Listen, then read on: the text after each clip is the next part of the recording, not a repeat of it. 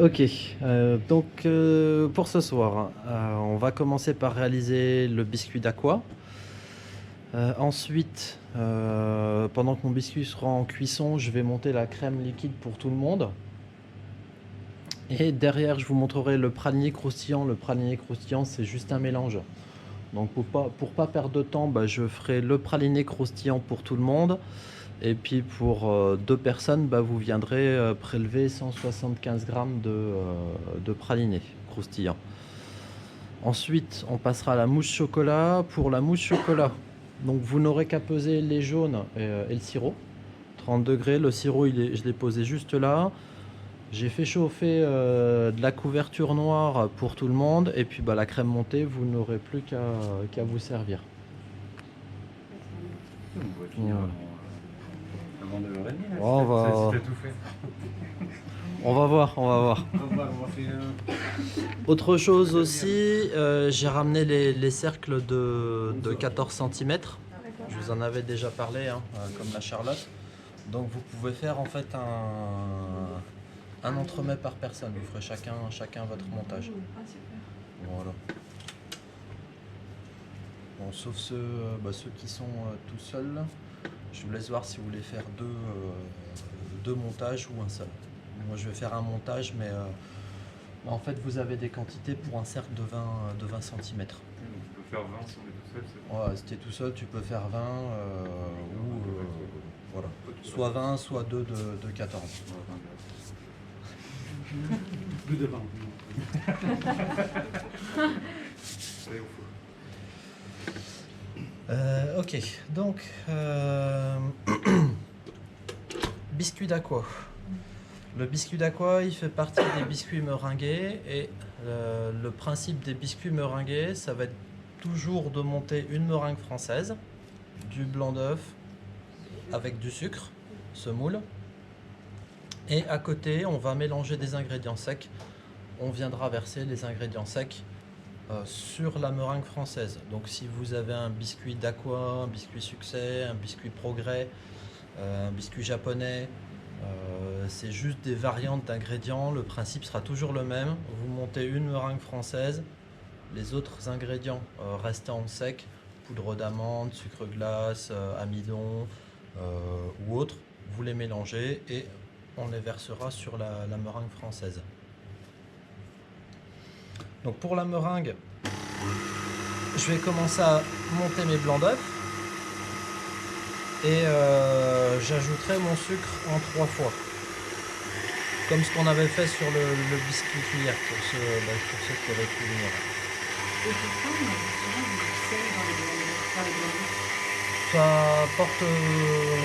apporte rien de plus le sel. Si vraiment vous voulez avoir une meringue un petit peu plus ferme, à ce moment-là, il faudra ajouter plutôt un élément acide.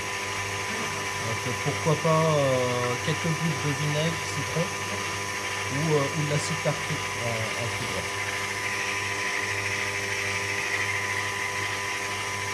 Alors, quand je commence à monter les blancs,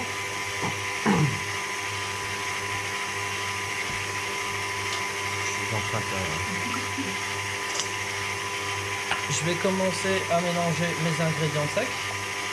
Alors là j'ai mis la poudre de noisette, le sucre glace, l'amidon.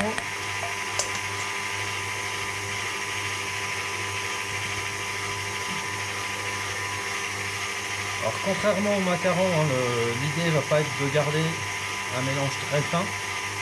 Ce sera pas très grave si on a des gros morceaux. Simplement, comme on a toujours des agglomérats de sucre glace,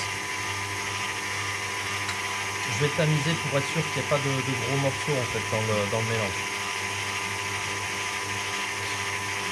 Et si jamais on a un panier plus fin et que la poudre d'amande ne passe pas, si elle est séparée, on peut quand même la mélanger. Bon, en gros, ce qui va rester, par exemple là, en gros morceaux de poudre de noisette, je vais le remettre dedans. Oui, voilà, on voit qu'il y a toujours des gros morceaux. Ça, c'est pas très grave. Une fois qu'on s'est assuré, j'ai plus des gros morceaux de sucre glace.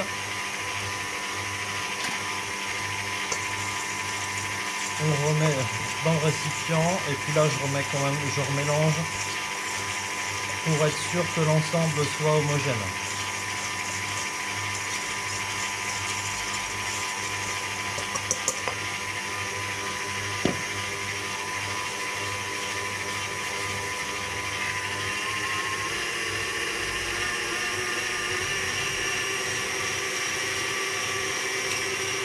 Donc pour monter une meringue française, j'ajoute jamais tout mon sucre dès le début parce que le sucre est hygroscopique et donc il récupérerait l'eau présente dans les blancs d'œufs et ça les empêcherait de monter.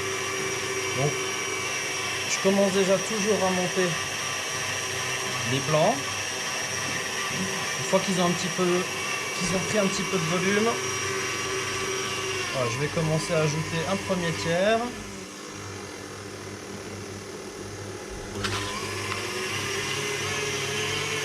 Je vais continuer à monter l'ensemble.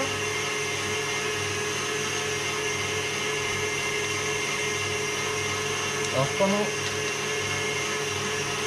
la meringue tourne au batteur, je vais commencer à préparer ma plaque de cuisson avec une feuille.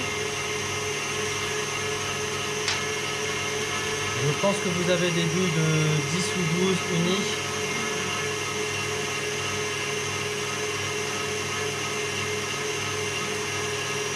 Donc 10-12, ce sera suffisant.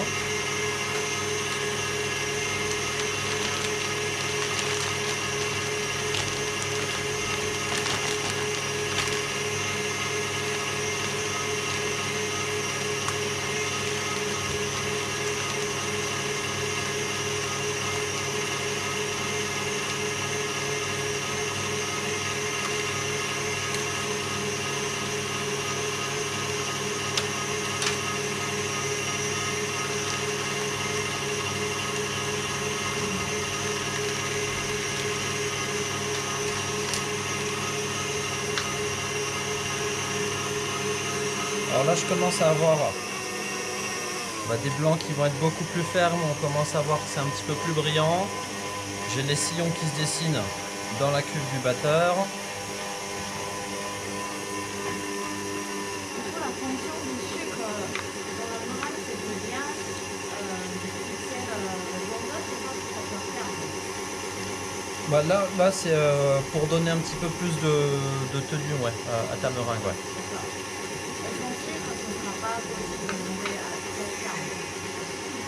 Si tu pourrais, mais ça tiendra aussi, ouais.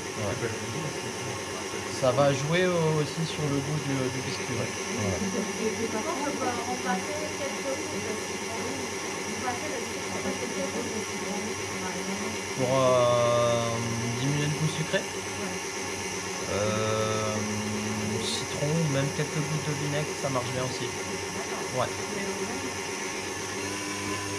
Vinaigre blanc. Ouais.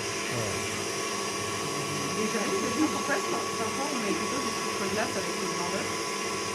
Ça dépend de la texture que tu vas avoir au niveau du biscuit, ce sera plus fin. Alors ça jouera plus sur la meringue seule qu'on va cuire. Si la meringue française, ce qui va être sympa, c'est qu'avec les petits cristaux de sucre, on va avoir quelque chose qui va colorer un petit peu plus et qui sera peut-être un petit peu plus croustillant.